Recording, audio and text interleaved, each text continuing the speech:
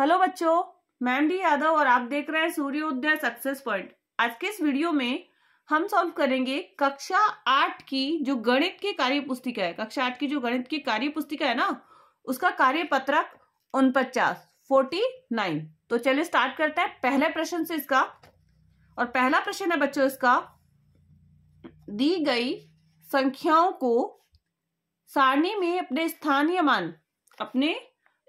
मान के अनुसार लिखना है। तो सारणी में अपना वो लिखना है, स्थानीय मान के अनुसार लिखना है। जैसे सबसे बड़ा एक क्वेश्चन ले लेते हैं, यहाँ पे 3, 4, 5, 8.432। अब ये जो संख्या होगी ना पॉइंट के इधर वाली, वो होगी इकाई के स्थान पर, दूसरी होगी दहाई के स्थान पर, तीसरी होगी सैकड़ा के स्थान पर और चौथी होगी हजार के स्थान पर। इधर जो पॉइंट के बाद वाली जो संख्या है वो दशांश, फिर उसके बाद में शतांश और ये क्या आएगी सहस्त्रांश।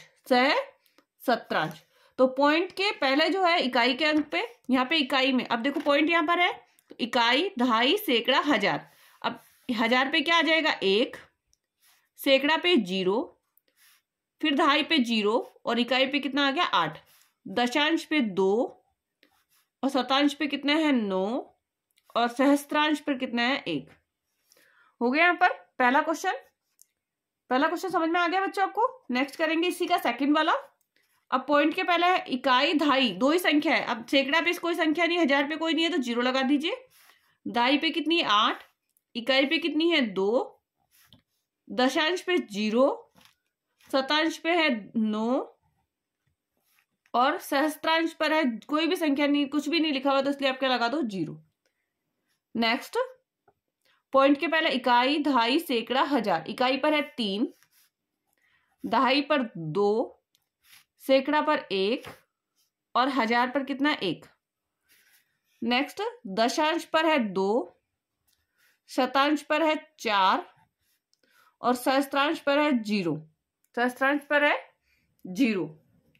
नेक्स्ट इकाई, दहाई, सैकड़ा। तो इकाई पर कितना है 9, दहाई पर कितना है 3 और सैकड़े पे कितना है 8 और इसका जो है हजार पे कोई संख्या नहीं इसलिए 0 लिख दीजिए। नेक्स्ट यहां पर दशांश पर 7, शतांश पर 5 और सहस्त्रांश पे कोई भी संख्या नहीं इसलिए क्या लिखेंगे 0।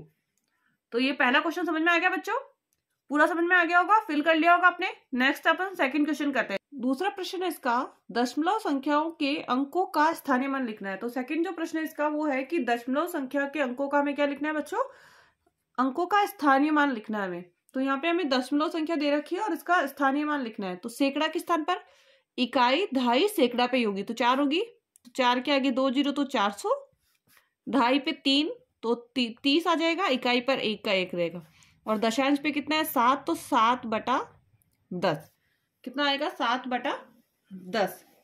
पहला प्रश्न हो गया इसका भी।